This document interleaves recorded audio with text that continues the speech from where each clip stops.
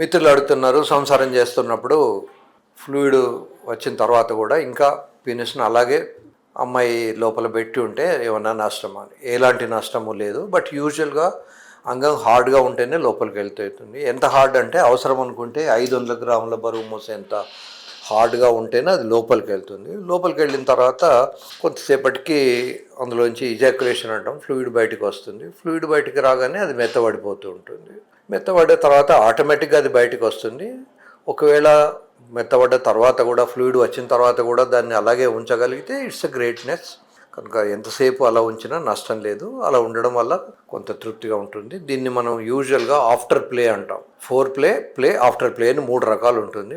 Play ఏమిటి అంటే enter కాకముందు జరిగే విషయము, కౌగులించుకోవడం, ముద్దించుకోవడం అని ఉంటాయి. ఈ ప్లేలో 15 నుంచి 20 నిమిషాలు టైము అమ్మాయికి మనం ఇవ్వాల్సి ఉంటుంది. యూజువల్గా play will be around 5 minutes.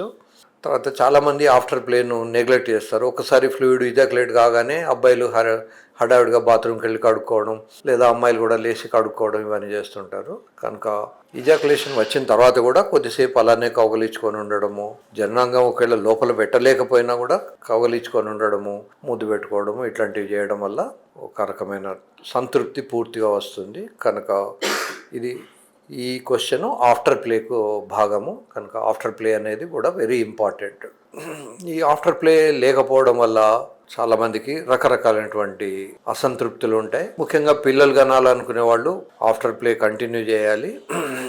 వెంటనే లేచి కడుక్కోకూడదు, అమ్మాయిలైనా అబ్బాయిలైనా కూడా. తర్వాత ముఖ్యంగా అమ్మాయిలు నీళ్లు కానీ సోపు కానీ వాళ్ళ జననాంగాలకు తాకకుండా చూడాలి.